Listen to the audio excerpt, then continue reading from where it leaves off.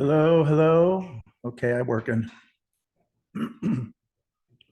Just checking to make sure my voice is working on here.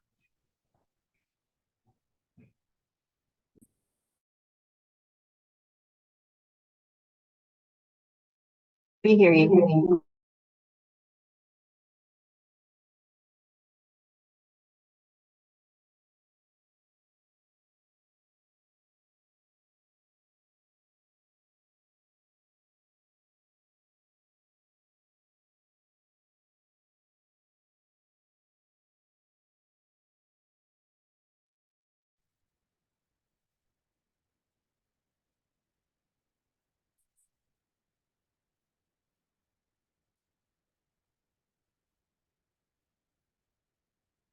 This is the Arizona Department of Health Services. Can you hear us? Yes, I can hear you. Wonderful, thank you.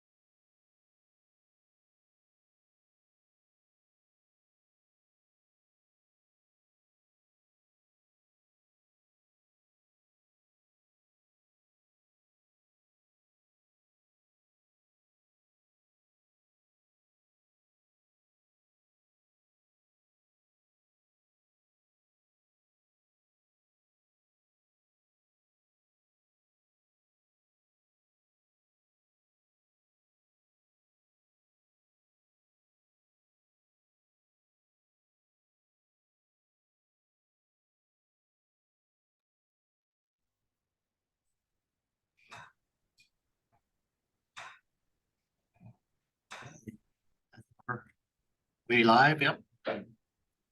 Okay, good morning, everyone. Thank you for joining our December and final meeting of our Medical Marijuana Testing Advisory Council.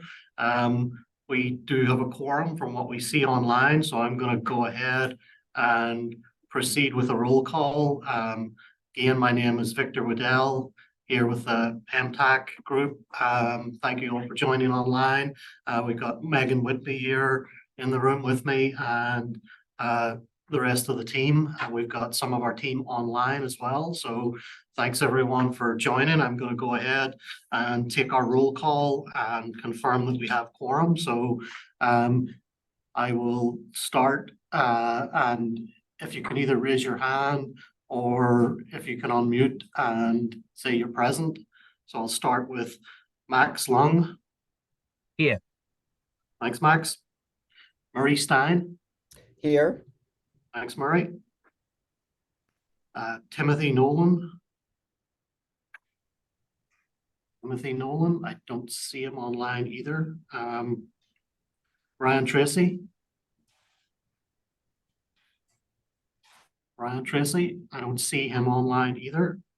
Steve Cottrell.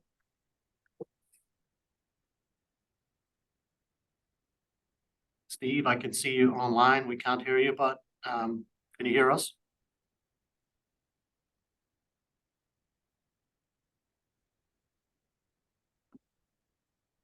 Can you hear us, Steve? Steve Cottrell?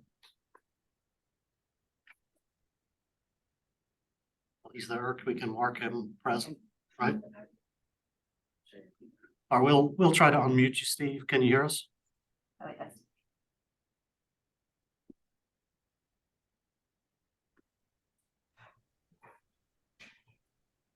Steve Cottrell's present. Okay, great. Thanks, Steve.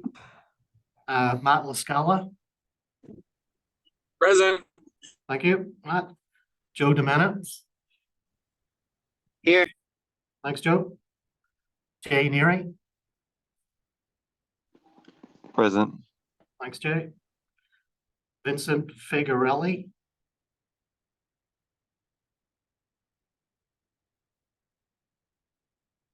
Vincent Figarelli. I don't see him online. Okay, he is not here. Zhang Washong. Here. Thank you. Victor Hugo Ramos Sanchez. Here, present.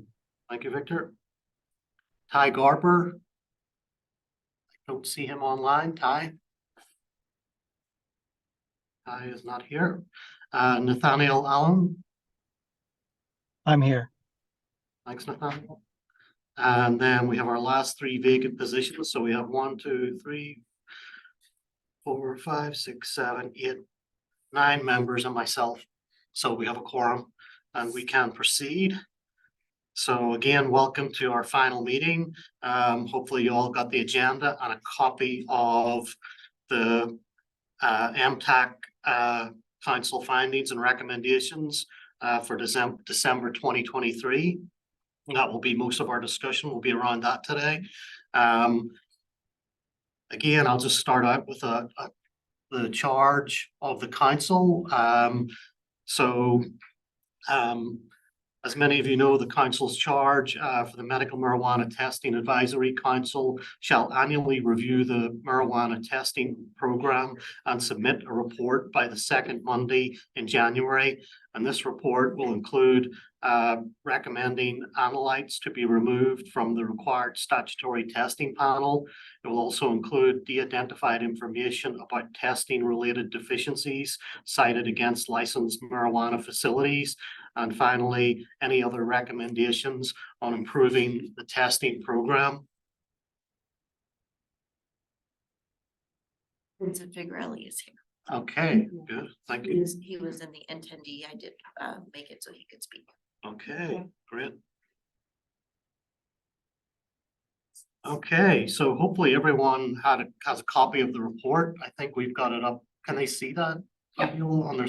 We've pulled it up on the screen, so we're just going to take some time to go through that.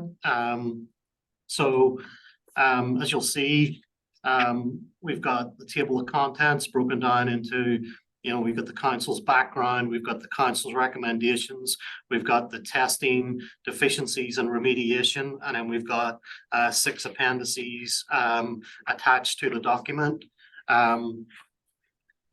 And so we will start, we've already talked about, our council's charge, so we know what that is.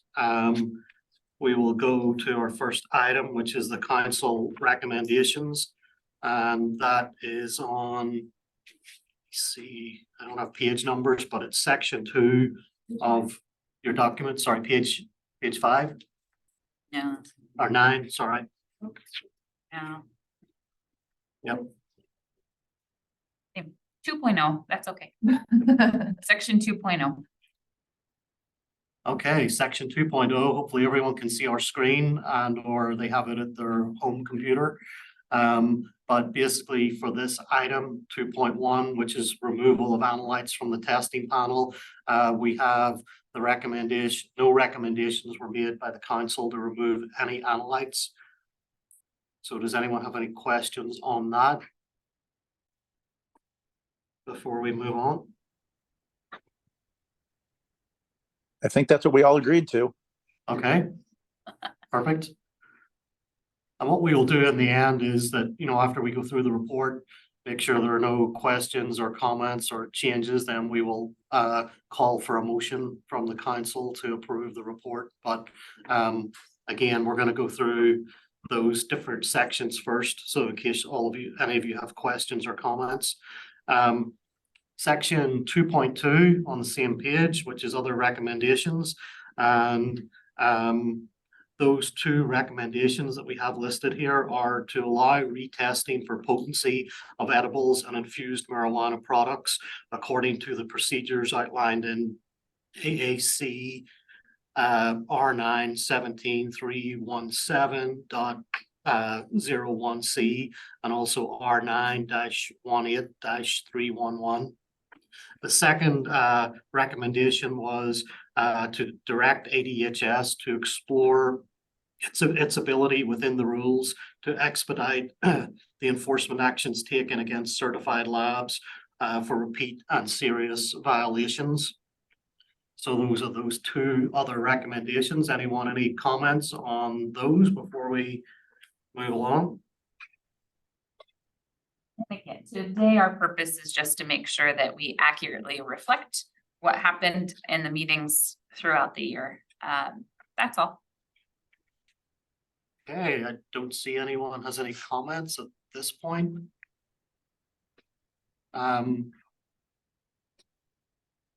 Okay, we're going to move along to our next section, which is on the following page, which would be page 10, section 3.0. And so this is testing related deficiencies and remediation. And so you can see here under 3.1, we have listed the various medical marijuana dispensary and marijuana establishments and listed out there. I won't go through the whole paragraph, but you can quickly see there the dates and the timeframes and the different deficiencies and citations that were issued, etc. So I'll give you all a few minutes to look at section 3.1 and just read through that quickly and let me know if you have any comments. We're also referring to appendix 2, which is at the very back of the report, so you can take a look at that if you need to see more detail. Let's give a few minutes for everyone to take a look at that and let me know. And we have these items listed in red. The reason being that the numbers may change through the end of this calendar year, through the end, as you see down in the red note at the bottom. This is from before where the council voted to authorize ADHS to update these numbers through December 31st, 2023. And again, as this is our final meeting of the year, we just will ask when we go for a motion to have all of the council members allow us at ADHS to adjust those numbers that are in red if there are any changes through the end of the calendar year.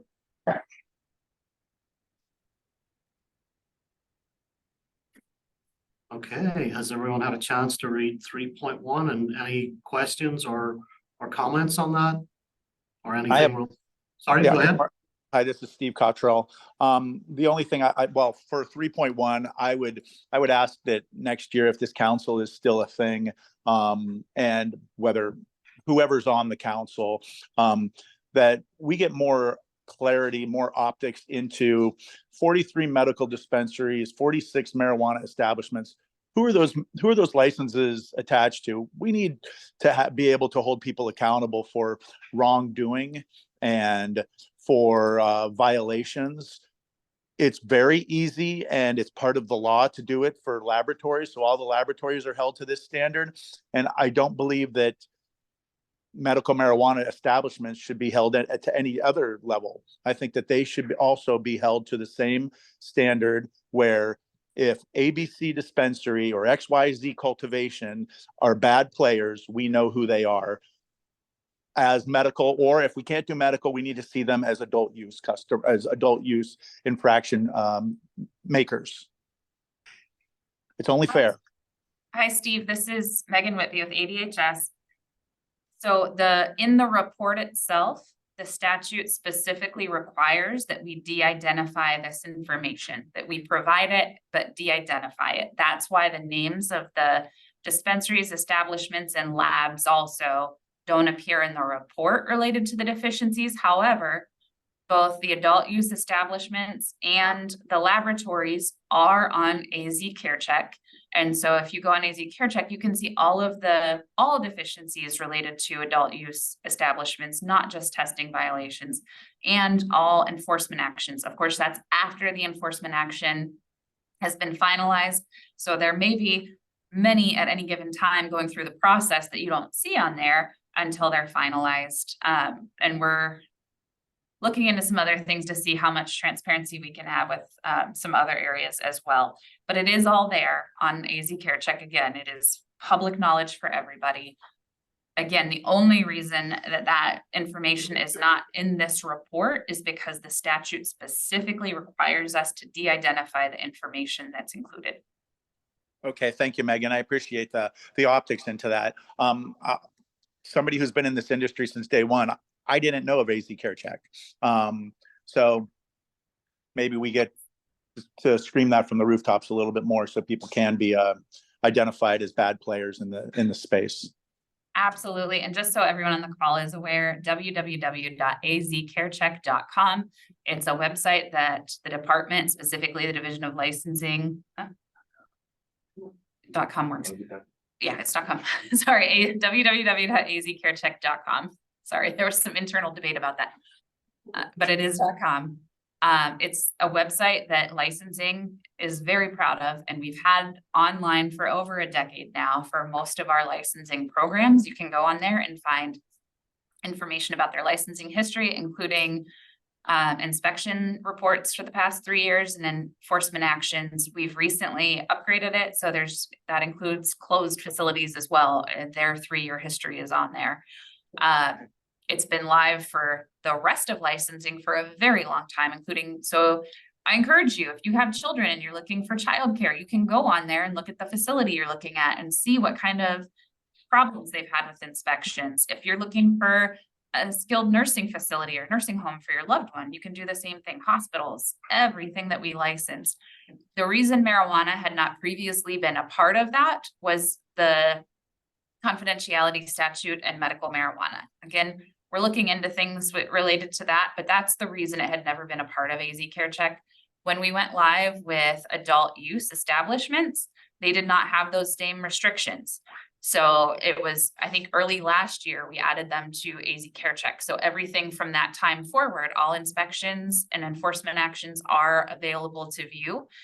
And then we added the labs earlier this year. So with the labs again, we do it moving forward just for logistical and technical purposes. but anything that the labs, any inspections or enforcement actions that they've had since they went live on AZ Care Check are available on the website. And going forward, there will be a 3-year history. Fantastic. Thank you so much for the optics. Absolutely. Okay, Murray, go ahead, please. Yeah, hi, this is Murray Stein. Thank you for that. I don't know if this is the particular point to ask this question, but is there or does the state retain data on recalls and the chain of events about those recalls in terms of validating whether any truly adverse consequences occurred? I don't think we have it in the way that I believe you're asking, whereas we have, for this recall, we have these related events. There's, except for one potential one, we've never actually had anything reported to us that I'm aware of in the department related to our recalls. Okay. They're worded very carefully so that we make it very clear that the dispensary or establishment in question is cooperating and voluntarily recalling that product.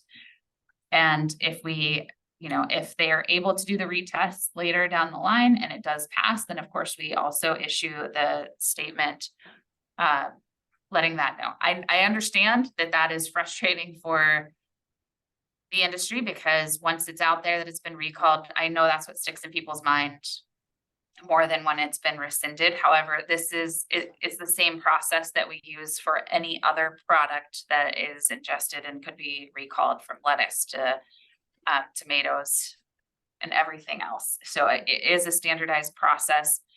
We do keep all of those news releases are always available on our website so people can go back and look and see what has been recalled. Thank you, Megan. Okay, any other questions on 3.1?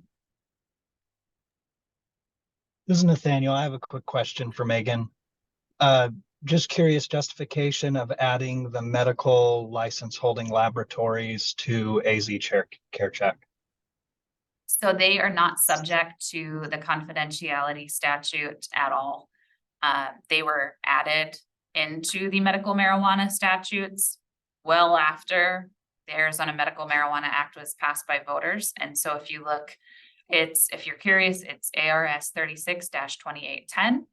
And it has language in there that we've always applied pretty strictly about information submitted as part of a dispensary registration certificate license being confidential. That same does not apply for laboratories. Now, laboratory agents and dispensary agents, all of that information is highly protected because they are medical marijuana registry card holders. So that information will never be part of AZ Care Check unless it changes the statute. And did the same logic apply then to the fining structure from AMA? To which structure? I'm sorry. Penalties, civil monetary penalties. We have in statute, there are limits to how much we can assess on a civil money penalty for a dispensary per violation per day. But if we are pursuing a revocation, if it's not a notice of civil money penalties and there's, a different action, which is a notice of intent to revoke as part of a settlement agreement, that may go a different direction. But I don't think we can get too much into that today just because that's not on. I don't want to get in trouble with our open meeting law experts. I think we're kind of diving into off our agenda. Okay, just curious. Thanks. Absolutely. Okay. There are no other questions at this point. We'll move on to section 3.2 on the same page, which is independent third-party labs and testing facilities. And again, I'm not going to read through all that. I'll give you a minute or two to take a look at that. Again, the items in red are items that are numbers that we will ask for your approval to adjust through the end of the calendar year. And also there's Appendix 4 and Appendix 5 at the back of the this document that will give you more information as to this specific section. I'll just give a few minutes for everyone to take a quick look at that, and then I'll ask if there's any comments or questions on this.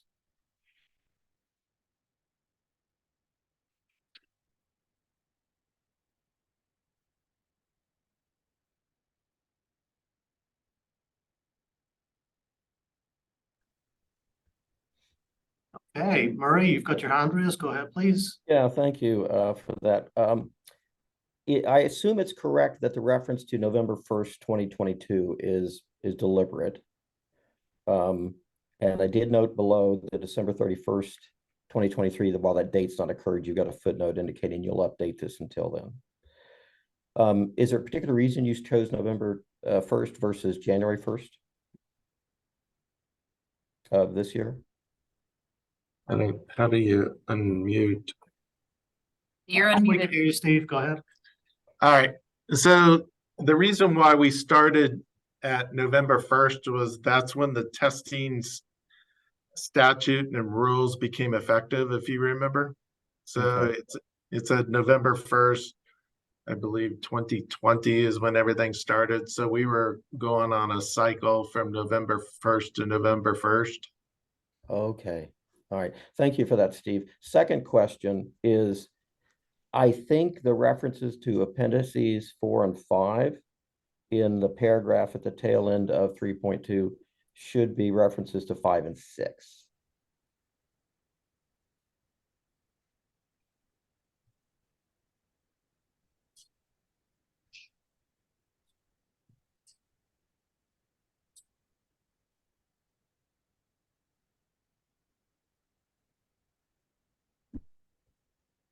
Yeah, that makes sense.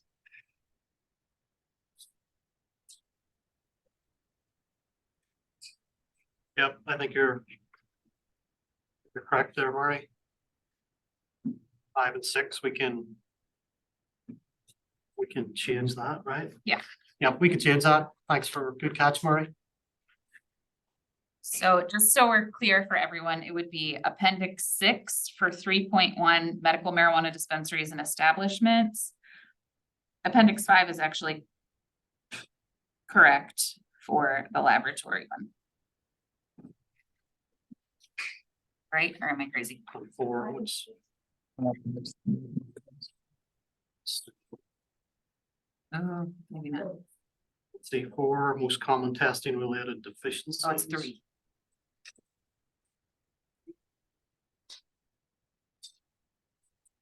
Three and 6. 3 and 6 for 3.1. No. So it's 3 here. Yep.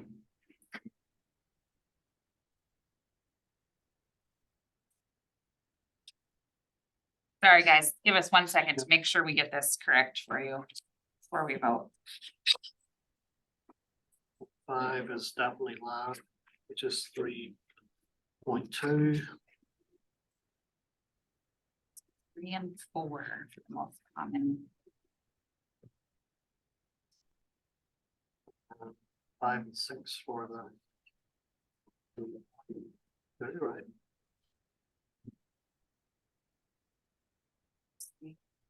No, I think it was right.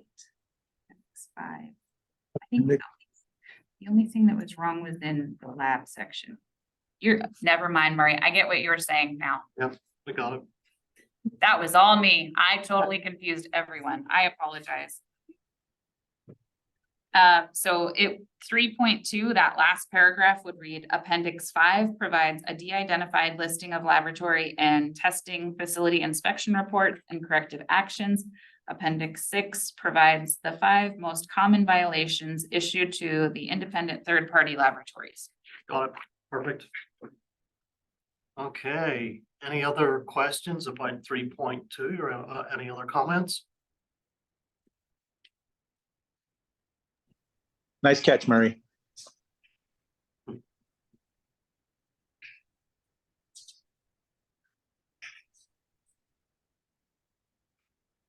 Okay.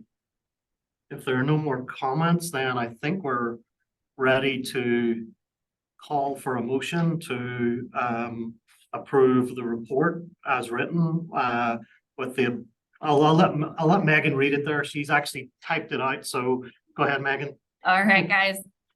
So because we have to have very specific language, I'm just going to see if anyone would like to make the following motion. So if you would like to propose the following motion, please let us know. To approve the MTAC report for this calendar year and to allow the department to make the correction identified to section 3.2 and to update the deficiency citations and enforcements to include all of the calendar year 2023. I am happy to make a motion. Thank you, Steve. Is there a second for that? Second. What's that? Matt, thank you, Matt. Changes to 3. Okay. So we'll call for a vote if there are no additional comments. So I'm trying to think of the best way to do this. Any,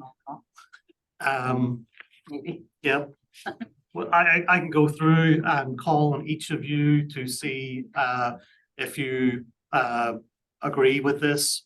You can let me know if you disagree. You can say nay, or if you abstain, you can abstain from the vote as well. So I'll start out with Maxwell. Would you like to give us your vote first, please?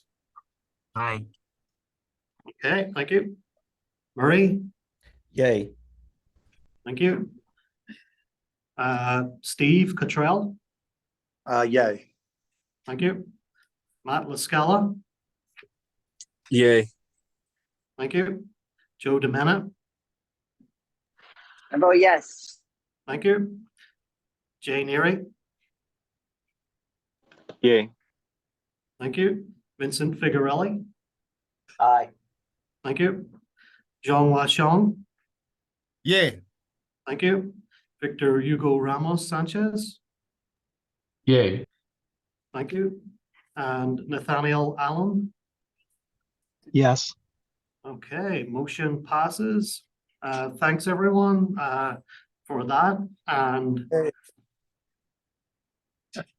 eye is no in yet. okay. Perfect. So we're ready to move on to our next agenda item for a meeting wrap up. And so this again is, as you know, we've had a couple of challenges this year with getting quorum. Thank you all for joining today. But we still have 3 open positions currently at this point in time. So if you know anyone that might be interested in these, I'll go through each of them and what they are so that you'll have an idea of that. But our open council positions at this time are a licensed healthcare provider who specializes in treating substance use disorders and who has at least 5 years experience. For number 2, Victor, it's actually a typo on here. The position that we have open is for a representative of a nonprofit medical marijuana dispensary who is employed by the dispensary to produce edibles and has at least 3 years of experience producing edibles. Okay, perfect. Apologize for that. No problem. Thanks, Megan. And then finally, our last position is a lab scientist who holds a doctorate or a Bachelor of Science degree and who has at least 3 years experience in cannabis lab testing. So again, if you have any one that you know is interested in those, please feel free to reach out to us and we'd be happy to talk to those individuals and see if they qualify for those positions. And that way, as we go into our meetings next year, it would be nice to have a full, have all the positions full at this point so that we have a better chance of making quorum in our subsequent meetings next year. So I think with that appears to be everything we've got for today that's on our agenda. And we do know that there were items that we never had an opportunity to discuss that members of the council had taken their time to prepare and have people prepared to speak. So we will try to get these going earlier and we will get these going earlier in the year in 2024. I think we're, shooting for March 2024. Okay, Um, perfect. excuse me, Victor, I'm sorry, this Go is ahead. Stein. Just because you have such a group here, and I think this is a reasonable thing to suggest here is, my position on the council could, if desired, shift over to the edibles position, since I have that expertise from a nonprofit, leaving open the opportunity for somebody with extraction experience. Thank you for If that's sharing that. helpful. Thanks for sharing that, Murray. So again, if we get applications for both cultivation, for the cultivation one as well, we can look at that as well. Okay. Yep, great. Thank you, Murray. Okay. Anyone else? Any last comments before call for a motion to adjourn? Yeah, this is Steve Cottrell. I wanted to thank everybody this year for their hard work and their dedication to this committee. I want to apologize to Murray and his team for preparing all of the hard work that they did and driving the way they did and getting up there to present and unfortunately not being able to do that. I that was a shame to see that. I hope next year that we do better. As humans, we're always trying to do better. And I think that we should be held to that standard too. And I want to thank everybody for their hard work and let's do better next year, guys. And we will continue to make more efforts to outreach efforts prior to the meetings as well, to make sure everybody is aware and has the information to log in. Thanks, everybody. Great. Thank you, Steve, for that. And again, we appreciate all of your support throughout the year with these meetings and attending the meetings and all of your input. We couldn't do this moving forward without all of you, so we appreciate that. And so if there are no more final comments, we'll call for a motion to adjourn. Do I have a motion to adjourn? Yes. Okay, thanks, Steve. Do we have a second? Second. All those in Thank you. favor, say aye. Aye. Aye. Okay. Aye. Aye. Aye and bye. Okay, thank you very much. Happy holidays to everyone, and we look forward to talking to you again next year. And if you have any questions in between, you know how to reach out to myself and Megan. And Happy New Year to all of you. Thank you. Thank you. Happy holidays, everyone. Happy Okay. holidays. See you Thanks, guys. everyone. Thanks. Bye-bye. Bye.